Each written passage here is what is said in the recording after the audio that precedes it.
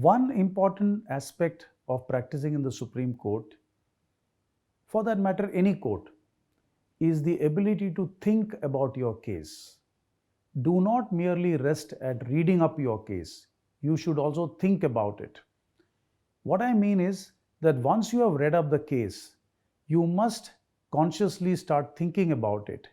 You will constantly rehearse about the case. There you will anticipate what are the questions going to be asked.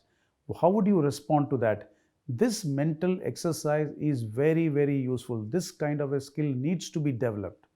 Now, what happens is that this process brings out that eureka moment. Sometimes in the middle of the night, while you are thinking about it, you come out with an idea which you had not thought of when you were drafting the matter. This happens all the time.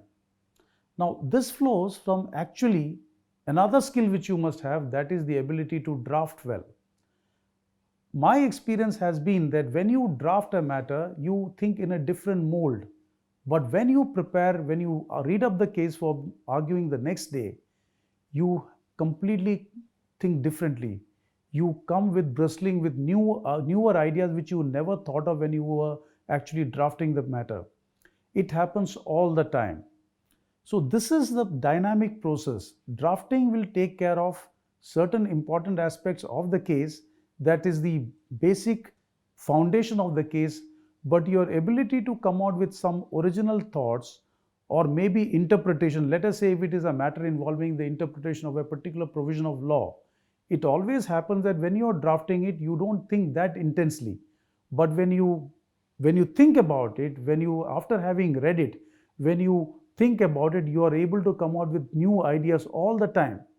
So that is a ability that you should develop.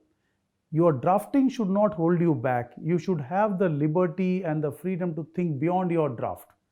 In fact, one of the essential benefits of practicing in the Supreme Court is that the court does not bind you to what you have actually pleaded.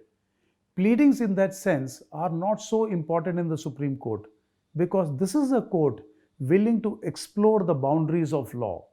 It is always looking out to evolve law, and it is always receptive to newer ideas and interpretation. And that happens only when you think and argue with yourself. So have faith in your own ability to argue with yourself to come out with new ideas. That's the beauty of practicing in the Supreme Court.